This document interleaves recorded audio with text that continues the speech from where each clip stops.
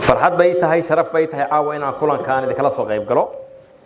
إن بوصاصو إذا كي ما هذا بوصاص الدقة مسكين كريسو عاصمة دي جناع السجا هو يدي صومالي هو يدي بنتلان مقالة دي اللي يقول لي ماني اللي يقول دقي صدق صنو يحوق كهر مركز دلكم بربري ماشي نولش الصومالي يكبر وضي ولينا هو هالبولها دغالها الصومالي يكون بنتلان انتبه aad baan ugu faraxsanahay inaan imaado waxa la oran jiray bari beel kama timaado marka meel lagu liibaanay oo la degay inay tahay aad baan ugu faraxsanahay gobolka waxa ka socday warbixintii fiicneed oo laga sheegay oo xagga amniga iyo horumarka intaba oo ka socota kulan wanaagsan erey koon baan dhihi doonaa erey wuxuu ku kooban yahay aniga waa guureena geedicaan la ayaan rajaynayna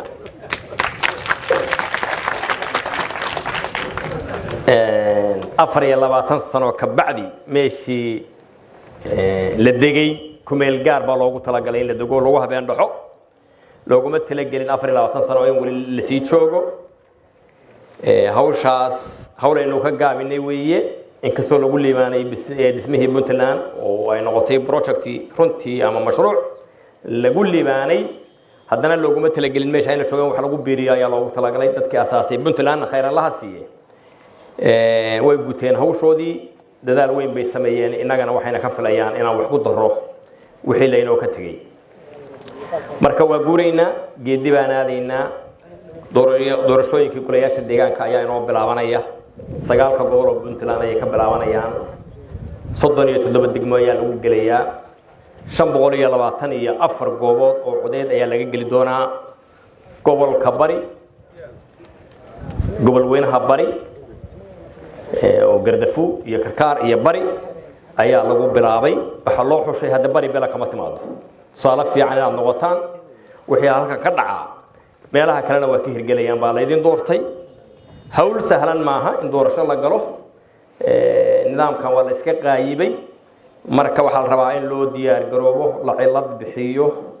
wixii issues ama su'aalaha oo ka soo noqda la wada xalliyo wada jir looga gudbo midnimo looga gudmo doorashadaani waa muhiim waxay muhiim u tahay dadka doorashada in dib loogu celiyo biyo sacabadaada looga dirgaa dhowr jeer oo horaan sharaxay waxay doorashadaani muhiim u tahay waa ballan dadka reer Puntland la galay 24 sano ka hor in talada dib loogu celiyo waa lagala soo daahay eeda dadku male dawladda leh oo qaban weyday doorashada laakiin hadda waa xilligeedii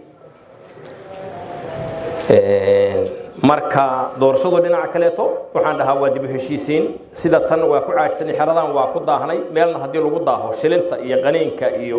boorka iyo waxaas waa ka dhashaa in la arag gadiyo waa muhiim weelka waa la culaa haantaba waa la culaa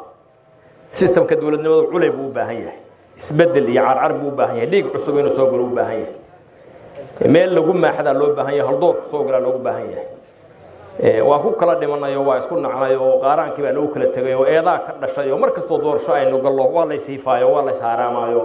waxa la rabaa odayaasha ismadana inaan nasino oo eeda ka dayno oo wiilasha iyo gabdhaha hal doorkeena aynu dhahno tartama cidii ku guuleysataana aynu dhahno hadina hogaamiya inaga dooranay hadii ay hawsha ka soo bixi waayaan aynu marka ku xigta aynu dhahno kuwa kala dooranayna hadii ka soo baxaan aynu dhahno hadii waa mahadsantihiin dadka in la tijaabiyo dadkana taladiisu marnaba ma xumaato marka taasina waa sabab kale oo ay tahay muhiim loo galo waxay kale oo muhiim u tahay mashaariicda iyo nolosha in la dhaadhiciyo oo dadka waxda wada gaaraan oo dheriga gacanta la wada geliyo ayay doorashadu iyadoo hadana ka dhigan tahay dalka nidaamka federaalka buu qaatay in la hirgeliyo ayay qayb ka tahay marka arinta waxaan rabaa in aan u diyaar garowno waxaan rabnaa in ay idin dhageysano doodiina maqallo aynu wada dhiraan wax badan baa anagu hadlay aynu idinka idin dhageysanaa rabnaa marka aad iyo aad baa u mahadsantihiin waxaan idin leenahay boosaasow geedi caanale ku soo dhawaada geediga